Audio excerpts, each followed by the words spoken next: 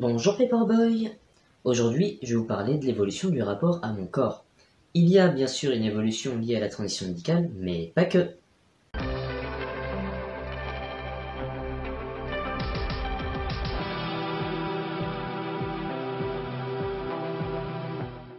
Il y a à peu près 4 ans sur cette chaîne, lorsque je venais tout juste de commencer la testo, je faisais une vidéo sur la dysphorie. Et je parlais déjà de mon rapport au corps. Je vais donc vous mettre des extraits de cette vidéo pour parler évolution. Certains des points ont pu changer avec la transition médicale. Là où j'ai plus de dysphorie, c'est au niveau du torse. Ensuite, deuxième point où je ressens le plus de dysphorie, c'est au niveau du visage. Alors, c'est principalement la pilosité. Troisième point, la voix. Les règles, les règles, putain. Dans l'ordre, pour résoudre ces points, j'ai pris de la testostérone, j'ai fait une mamec, puis une hystérectomie. Ma dysphorie la plus forte à l'époque, c'était la poitrine, et ce n'est pas étonnant car j'ai remarqué avec le développement de ma sexualité que ce n'est pas juste lié à mon corps. Je n'aime pas les seins, tout court. Ça m'empêche pas pour autant de sortir avec une personne qui en possède, ou de toucher les seins de cette personne pour lui faire plaisir, mais quand même, j'aime pas trop la sensation, j'aime pas trop le visuel. Et j'ai l'impression que ça sert un peu à rien, quoi. Genre, c'est encombrant, ça te rajoute un poids sur le dos.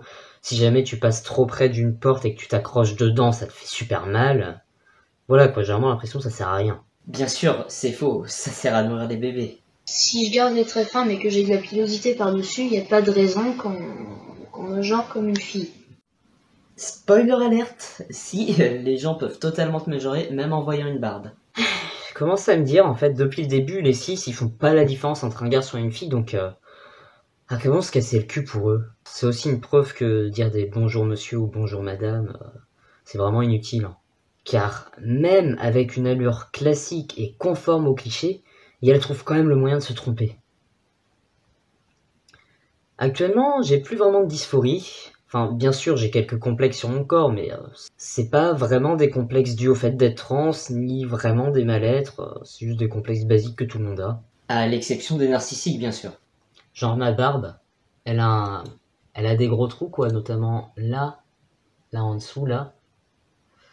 Bah, ça me fait un petit peu chier, mais bon, c'est pas si grave, et je connais des mecs cis, ils ont des trous de barbe aussi. Dernier point, les épaules. Parce qu'un mec cis, ça a les épaules un petit peu plus comme ça. Et moi, c'est comme ça. Et puis même quand je regarde, ça fait putain de féminin, j'aime pas trop. Et puis en plus, ça fait que j'ai l'air... ça me fait paraître gamin aussi. Et pour ça, je vais à la salle de muscu.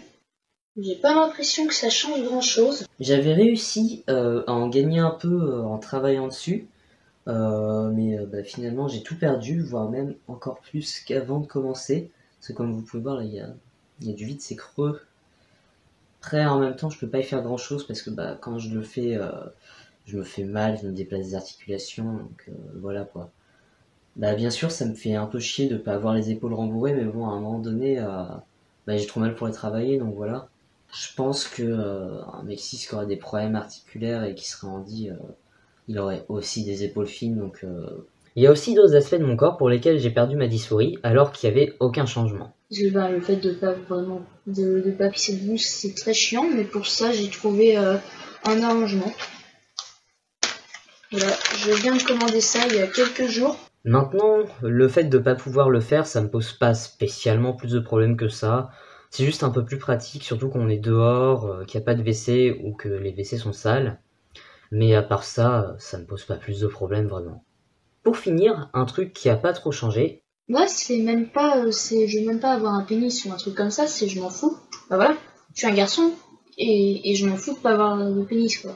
Le fait de pas avoir de pénis me dérange pas spécialement, mais ça me conviendrait tout autant d'en avoir un. De plus, il y a quelques années, au moment de la vidéo dont vous voyez l'extrait, j'étais vraiment sur un jamais par rapport à éventuellement faire une phalloplastie. Notamment parce que déjà, je pensais que c'était pas au point, que ça avait forcément des ratés et des conséquences très négatives. Puis je suis tombé sur une vidéo que vous pouvez voir en description, où on voit donc 2 chirurgiens qui travaillent donc en même temps. Et en fait, le résultat est plutôt impressionnant et la manière dont ils parlent, dont ils expliquent comment ils font, en fait, ça donne envie de leur faire confiance, voilà. Après, j'ai pas non plus envie de repasser par un post-op ou de faire des opérations aussi lourdes. Puis je crois que ça fait partie des opérations les plus chères, donc bon voilà. J'ai pas les moyens et puis j'aurais d'autres choses à faire de mon argent quoi. Et puis ma situation actuelle elle me convient quoi. Je dis pas que je le ferai jamais de ma vie, mais ça reste quand même très peu probable. C'est plus un probablement pas, voilà quoi, que un jamais. Et pour le moment, je considère quand même ma transition comme terminée. Et éventuellement, si jamais je décide de faire une autre opération en rapport à la transition, il y a quand même plus de probabilité que ce soit un truc assez léger, comme couper quelques morceaux de peau autour du dick pour qu'ils soient un peu plus libres. Et c'est tout quoi. Et voilà Paperboy, c'est la fin de cette vidéo, donc n'hésitez pas à commenter pour donner des idées pour les prochains sujets à aborder. Donc bien sûr, essayez de prendre des sujets que j'ai pas déjà abordés sur la chaîne, ou si je les ai déjà abordés, que je les ai abordés il y a plusieurs années pour refaire un truc.